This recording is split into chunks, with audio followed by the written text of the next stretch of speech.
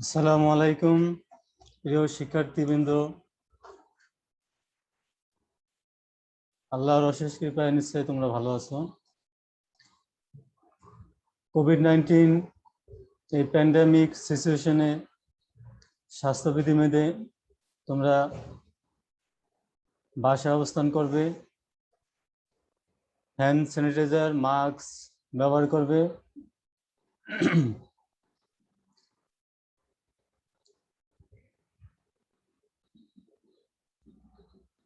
আমরা গত ক্লাসে 4th ইয়ার অ্যাকাউন্টিং ইনফরমেশন সিস্টেমসের ফার্স্ট চ্যাপ্টার কন্টিনিউ করতেছিলাম। তারই ধারাবাহিকতায় আজকে আমরা এই ক্লাসটা কন্টিনিউ করব। আমরা গত ক্লাসে conceptual framework of financial accounting সম্বন্ধে ধারণা নিয়েছিলাম, কারণ অ্যাকাউন্টিং ইনফরমেশন সিস্টেমস কে ভালোভাবে ব্যবহার উপযোগী এবং আউটসাইডার ইনসাইডার তথ্য ব্যবহারকারীদের উপযোগী করে বোঝানোর জন্য এবং সেটা পরিস্ফুটিত করার জন্য আমাদের কনসেপচুয়াল ফ্রেমওয়ার্ক ভালোভাবে জানতে হবে। কনসেপচুয়াল ফ্রেমওয়ার্কের সবচেয়ে গুরুত্বপূর্ণ বিষয় হলো সর্বজন স্বীকৃত হিসাব নীতিমালা বা GAAP, gap, generally accepted accounting principles. Gap বা GAAP সর্বজন স্বীকৃত হিসাব নীতিমালা একদিনেই সৃষ্টি হয়নি। বিভিন্ন নিয়ম, নীতি প্রয়োগ, গবেষণা, বিভিন্ন তথ্যের সংযোজন ও বিয়োজনের পর GAAP গ্যাপ বর্তমান অবস্থায় এসেছে। গ্যাপ সৃষ্টিতে এবং সংরক্ষণে যে সকল প্রতিষ্ঠান ভূমিকা রেখেছে তারা হলো অ্যাকাউন্টিং প্রিন্সিপালস বোর্ড বা APB, securities and exchange commission of USA, American accounting association AAA, AICPA বা American institute of certified public accountants, FASB বা financial accounting standard board.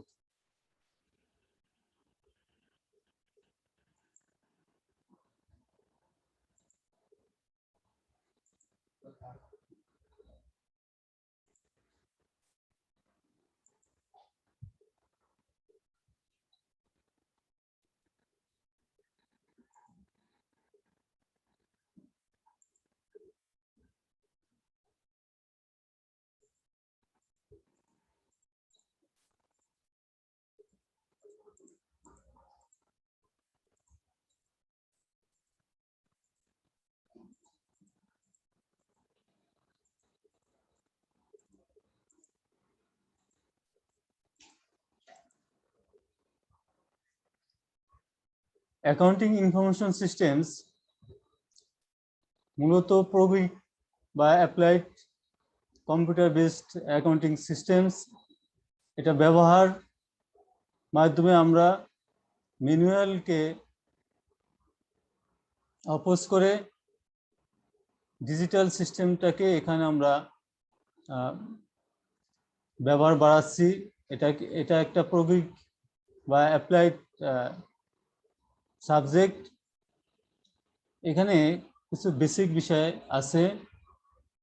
Accounting information systems বা AIS, বর্তমানে আমরা দেখতে পাচ্ছি যে কম্পোনেন্টস অফ AIS এর বা অ্যাকাউন্টিং ইনফরমেশন কি কি উপাদান সমূহ আছে। তার ভিতরে প্রথম আছে সফটওয়্যার, ERP। সফটওয়্যারে আমরা অ্যাকাউন্টিং ডাটা যদি ইনপুট দেই, তার ফলে এটা প্রসেস হবে র ডাটা এবং সেখান থেকে আউটপুট আমরা পাবো, অর্থাৎ ডিসিশন মেকিং যে তথ্যগুলি সেগুলি আমরা এখান থেকে পাবো। ইনফরমেশন সিস্টেমস ইনফ্রাস্ট্রাকচার, এবং এই কাজটা করতে গেলে আমাদের সফটওয়্যার ব্যবহার করতে গেলে আমাদের এই ইনফ্রাস্ট্রাকচার ডেভেলপমেন্ট করতে হবে। অর্থাৎ আমার ডেস্কটপ বা ল্যাপটপ লাগবে, এর সাথে আনুষঙ্গিক যে সকল জিনিসগুলি তথ্য বা ডেটা ইনপুট দিতে গেলে আমাদের লাগবে, যেমন স্ক্যানার, প্রিন্টার, কিবোর্ড, বিভিন্ন ডিস্ক, পেন ড্রাইভ, এই সকল আনুষঙ্গিক জিনিসপত্র। তাহলে ইনফরমেশন সিস্টেমস ইনফ্রাস্ট্রাকচার আমার লাগবে। ইন্টারনাল কন্ট্রোলস, এবং সেগুলি কন্ট্রোলস আমাদের করতে হবে। কন্ট্রোলস করে এস্টাবলিশড প্রসিডিউরস, সেখান থেকে আমরা যে সকল আমাদের প্রসিডিউরস আছে সেটা আমরা ফলো করব। ডাটাটা ব্যবহার করে আমরা সেখান থেকে আউটপুট পাবো ফর পার্সোনাল বা স্টেক হোল্ডার্স বা অংশীজন যারা তাদের ব্যবহারের জন্য। So an accounting as an information system is a system of collecting, storing and processing financial and accounting data that are used by decision makers. An accounting information system is generally a computer-based method for tracking accounting activity in conjunction with information technology resources.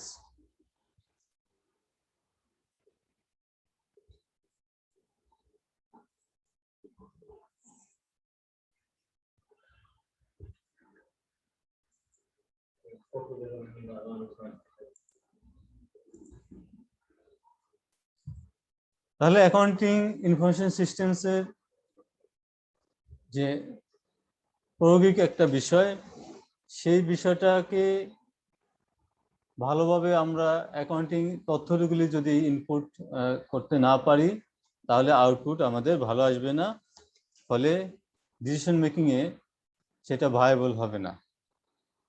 তাহলে আমরা গত ক্লাসে তার এই ধারাবাহিকতায় আমরা জিএএপি gap বা সর্বজন গ্রাহ্য অ্যাকাউন্টিং নীতিমালার যে বিষয়গুলো ছিল, যে কনস্ট্রেন্ট, অনুমানসমূহ, অ্যাজাম্পশনস এবং প্রিন্সিপালস, সেখানে অনুমানসমূহ বা অ্যাজাম্পশনে আমরা আলোচনা করেছিলাম এন্টিটি কনসেপ্ট বা সত্তা ধারণা, গোয়িং কনসার্ন কনসেপ্ট বা চলমান ধারণা, মনিটারি ইউনিট কনসেপ্ট বা অ্যাজাম্পশনস অ্যান্ড পিরিয়ডিসিটি অ্যাজাম্পশনস।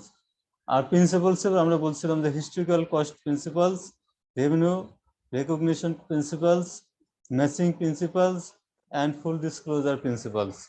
কনস্ট্যান্টে আমরা বলেছিলাম cost benefit, materiality, industrial practice, conservatism. আমরা পূর্বে বলেছিলাম যে অ্যাকাউন্টিং ইনফরমেশন সিস্টেমসে কনসেপচুয়াল ফ্রেমওয়ার্কটা আমাদের ভালোভাবে সেখানে প্রয়োগ করতে হবে এবং এর খুঁটিনাটি আমাদের ভালোভাবে জেনে বুঝে তারপর প্রয়োগ করতে হবে। সেজন্য আমাদের প্রথমে গ্যাপ সম্বন্ধে আমরা জেনেছি। আরও যে বিষয়গুলি আমাদের জানতে হবে সেটা হলো যে আইএএস ইন্টারন্যাশনাল অ্যাকাউন্টিং স্ট্যান্ডার্ড এবং ISA international standard on auditing, তারপর IFRS international financial reporting standards.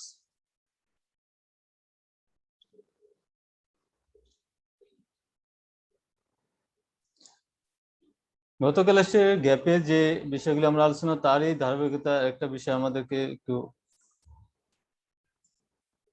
আমাদের জানতে হবে, সেটা হলো গ্যাপ বা জেনারেলি অ্যাকসেপ্টেড অ্যাকাউন্টিং মেথডস যে সীমাবদ্ধতাগুলি আছে, লিমিটেশনস, সেইগুলি আমাদের একটু খোলাসা বা ভালো করে বুঝতে হবে যে কি ধরনের লিমিটেশন আমাদের এখানে অবজারভেশনে আসছে। প্রথমত absence of complete set of principal, পূর্ণাঙ্গ নীতি তালিকার অনুপস্থিতি, অর্থাৎ গ্যাপ এ সম্পূর্ণ অ্যাকাউন্টিং প্রিন্সিপালসের তালিকাটা অনুপস্থিত, অর্থাৎ এখনো সেটা আপডেট করা যায় নাই। দ্বিতীয়ত, ল্যাক অফ জেনারেল এগ্রিমেন্ট, সাধারণ সমঝোতার অভাব। এখনো সর্বজন স্বীকৃত নয়। মানে বিষয়টা হলো যে এই অ্যাজাম্পশনস, কনস্ট্যান্টস অ্যান্ড প্রিন্সিপালস গুলি সব দেশে, সব ভৌগোলিক অবস্থা বিবেচনায়, ধর্মীয় বিবেচনায় সব রাষ্ট্র সমানভাবে এটা অ্যাডাপ্ট করেনি। এখন যেই বিষয়গুলি আমাদের রাষ্ট্রের সাথে, আমাদের আইনের সাথে সাংঘর্ষিক বা সমস্যা সৃষ্টি করবে বা আমাদের হিসাব পূরণে বাধাগ্রস্ত করবে, সে সকল প্রিন্সিপালস, কনস্ট্যান্ট অ্যান্ড অ্যাজাম্পশনস আমরা এখানে অ্যাডাপ্ট করিনি। এবং পরবর্তীতে যদি এটা উপযোগী মনে হয় বা প্রয়োজনীয় মনে হয়, তাহলে প্রাসঙ্গিক যে আইনগুলি আছে সেগুলি পরিবর্তন নতুন করে বা সংস্কার করে তারপরে সেটা আমরা অ্যাডাপ্ট করতে পারবো।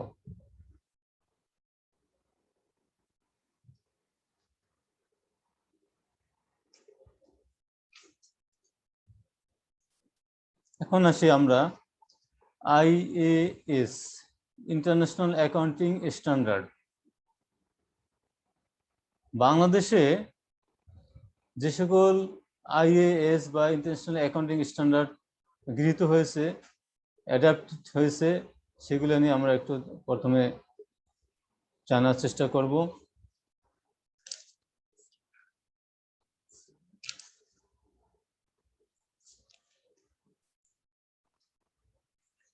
IAS 1,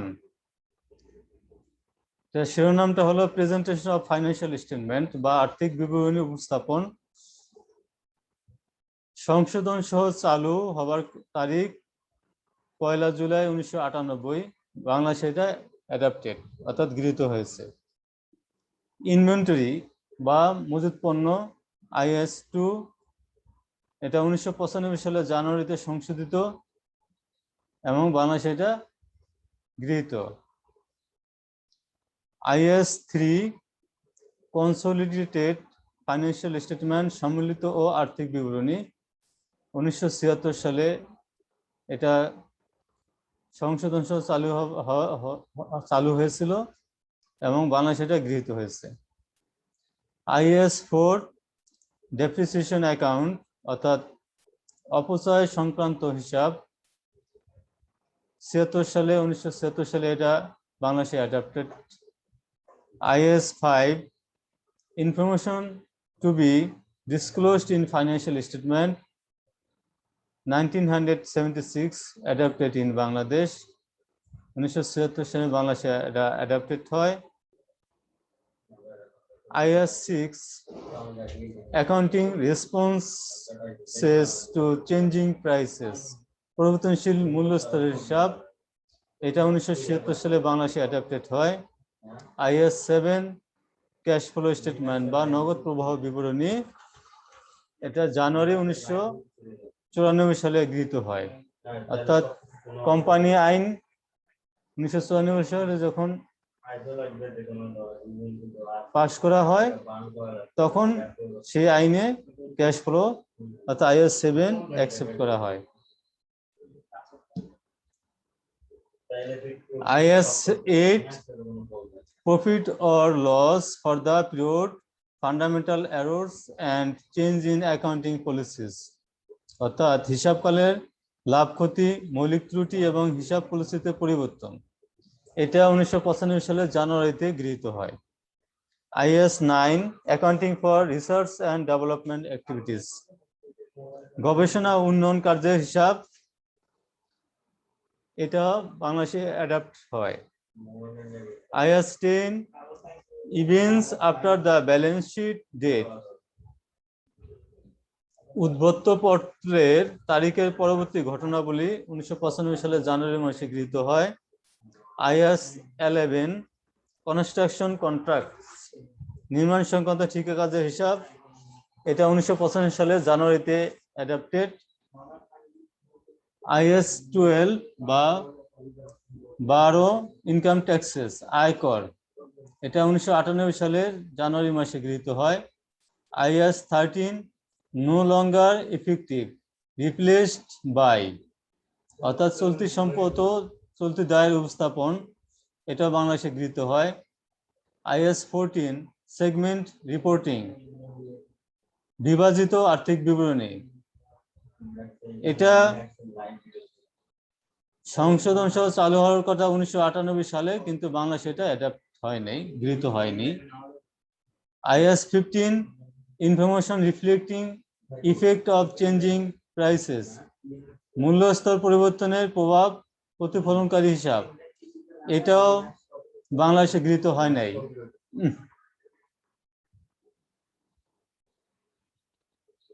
IAS 16 property plant and equipment, পরিসম্পদ যন্ত্র ও সরঞ্জাম, এটা 1995 সালের জানুয়ারিতে বাংলাদেশে গৃহীত হয়। IAS 17 লিজেস, লিজ সত্ত্ব, এটা 1999 সালে জানুয়ারিতে বাংলাদেশে গৃহীত হয়। IAS 18 রেভিনিউ, রাজস্ব আয়, 1995 সালে জানুয়ারিতে গৃহীত হয়। IAS 19 এমপ্লয়ি বেনিফিটস, কর্মচারীদের সুবিধা, এটা বাংলাদেশে বিবেচনাধীন আছে, এখনো গৃহীত হয় নাই। IAS 20 accounting for government grants and disclosure of government assistant, সরকারি দলের হিসাব এবং সরকারি সহায়তার বিবরণ প্রকাশ, এটা 1984 সালে জানুয়ারিতে বাংলাদেশে গৃহীত হয়। IAS 21 the effects of changes in foreign exchange rates, বৈদেশিক মুদ্রা বিনিময় হার পরিবর্তনের পরিণতি সংক্রান্ত হিসাব, এটা 1995 সালের জানুয়ারি মাসে বাংলাদেশে গৃহীত হয়। IAS 22 বিজনেস কম্বিনেশনস, কারবারি জোট, এটা বাংলাদেশে 95 সালে আসছে, কিন্তু এখনো বিবেচনাধীন আছে। IAS 23 ব্রোয়িং কস্ট, ধার গ্রহণের ব্যয়, এটা 1984 সালে বাংলাদেশে এসেছে এবং বিবেচনাধীন আছে। IAS 24 রিলেটেড পার্টি ডিসক্লোজার, সংশ্লিষ্ট পক্ষের তথ্য প্রকাশ, এটা 1984 সালে বাংলাদেশে এসেছে এবং বিবেচনাধীন আছে। IAS 25 অ্যাকাউন্ট ফর ইনভেস্টমেন্টস, বিনিয়োগ সংক্রান্ত হিসাব, 1986 সালে বাংলাদেশে এসেছে, কিন্তু এখনো গৃহীত হয়নি।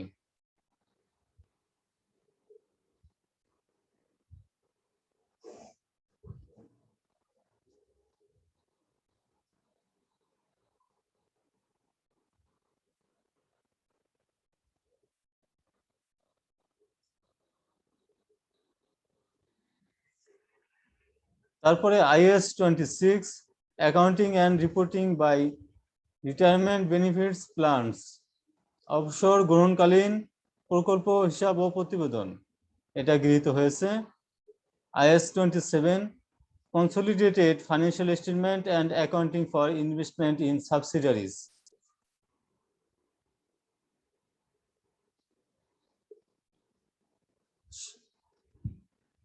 সংকলিত আর্থিক বিবরণী ও সাবসিডি প্রতিষ্ঠানের হিসাব, অ্যাডাপ্টেড, গৃহীত। IAS 28 accounting for investment in associates, সহযোগী প্রতিষ্ঠান সমূহে বিনিয়োগের হিসাব, এটা এখনো অ্যাকসেপ্টেড হয়নি। IAS 29 financial reporting in hyper inflationary economics, অর্থাৎ অতিরিক্ত মাত্রায় মুদ্রাস্ফীতি সংক্রান্ত আর্থিক হিসাব, এখনো গৃহীত হয়নি। IAS 30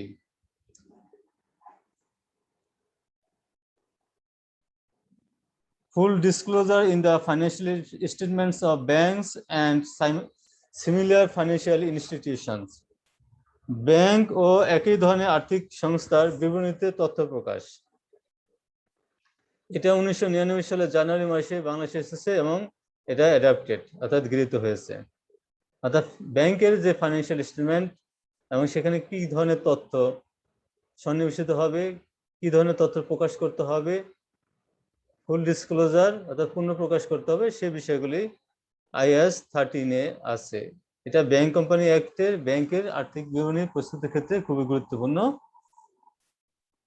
IAS 31 financial reporting of interest in joint venture, যৌথ উদ্যোগ স্বার্থের আর্থিক প্রতিবেদন প্রণয়ন। এটা 1990 সালে এসেছে এবং গৃহীত হয়নি। IAS 32 financial instruments disclosure and presentation, আর্থিক সম্পদ প্রকাশ ও উপস্থাপনা। এটা 1996 সালে এসেছে এবং গৃহীত হয়েছে। IAS 33 আর্নিং পার শেয়ার, অর্থাৎ শেয়ার প্রতি উপার্জন। এটা 1998 সালে এসেছে এবং গৃহীত হয়েছে। আর্নিং পার শেয়ার যে কোনো ফাইন্যান্সিয়াল স্টেটমেন্টের ক্ষেত্রে খুবই গুরুত্বপূর্ণ ভূমিকা পালন করে, অর্থাৎ ওই প্রতিষ্ঠানের নেট প্রফিট আফটার ট্যাক্সে পার শেয়ার কত ডিভিডেন্ড দিতে পারবে বা আয় মানে হয়েছে, সেটা আর্নিং পার শেয়ার থেকে আমরা জানতে পারি। এবং ডিসিশন মেকিং এর ক্ষেত্রে এটা একটা খুবই গুরুত্বপূর্ণ accounting information. IAS 34 interim financial reporting, অন্তর্বর্তীকালীন আর্থিক প্রতিবেদন, 1999 সালে এসেছে এবং গৃহীত হয়েছে। অর্থাৎ একটা প্রতিষ্ঠানের আর্থিক বিবরণী সাধারণত বছর শেষে, সাধারণত যদি সেটা ইংরেজি ক্যালেন্ডার ইয়ার হয় তাহলে জানুয়ারি 1 টু ডিসেম্বর 31, আর যদি বাংলা ইয়ার হয় অর্থাৎ ফাইন্যান্সিয়াল ইয়ার যেটা সরকার ফলো করে, তাহলে 1 জুলাই টু 30 জুন পর্যন্ত। এখন এটা দীর্ঘ 1 বছরের সময়, অনেক সময় এর মাঝে অনেক সময় ইন্টারিম অন্তর্বর্তীকালীন হিসাব বা আর্থিক বিবরণী প্রস্তুত করতে হয়, সেটা 3 মাস পরে, 6 মাস পরে, 9 মাস পরে এরকম হতে পারে। এই ধরনের বিষয়গুলি নিয়ে IAS 34 আলোকপাত করা হয়েছে। IAS 35 ডিসকন্টিনিউইং অপারেশনস, অর্থাৎ কারবার বন্ধ রাখা বা আর না চালানো, এটা গৃহীত হয়নি, 1999 সালে এসেছে। IAS 36 ইম্পেয়ারমেন্ট অফ অ্যাসেটস, সম্পদের অসম অবস্থা, 1999 সালে এসেছে কিন্তু গৃহীত হয় নাই।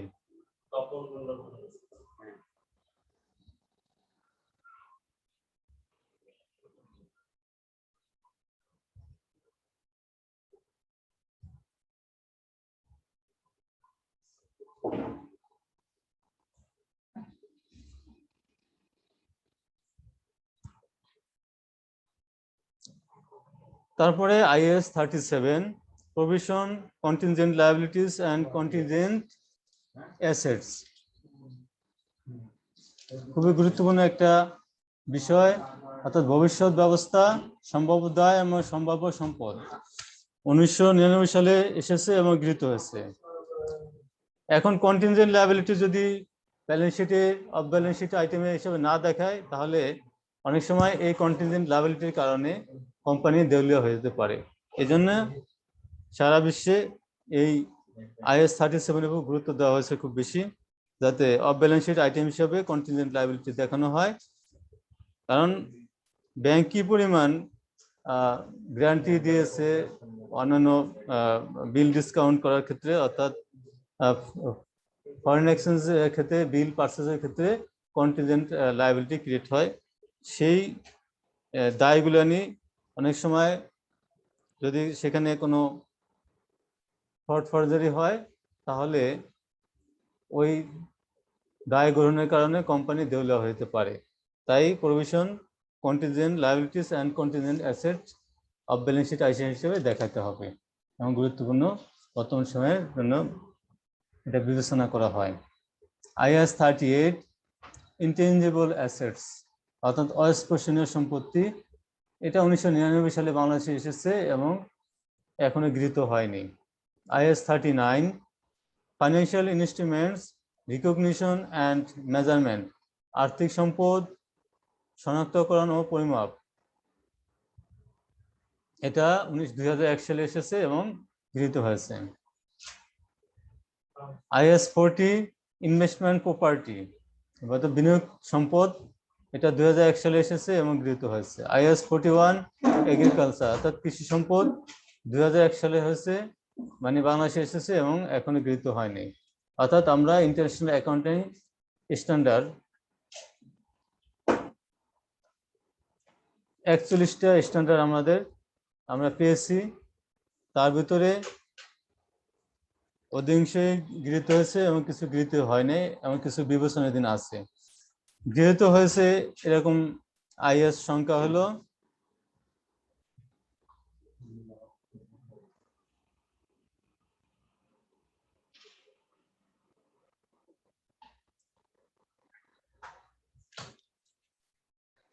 27টি, অর্থাৎ 41টির ভিতরে 27টি অলরেডি গৃহীত হয়েছে।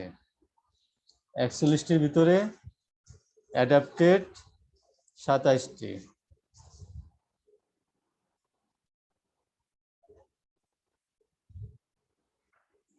আর গৃহীত হয়নি বিবেচনাধীন আছে এরকম IAS এর সংখ্যা আছে আমাদের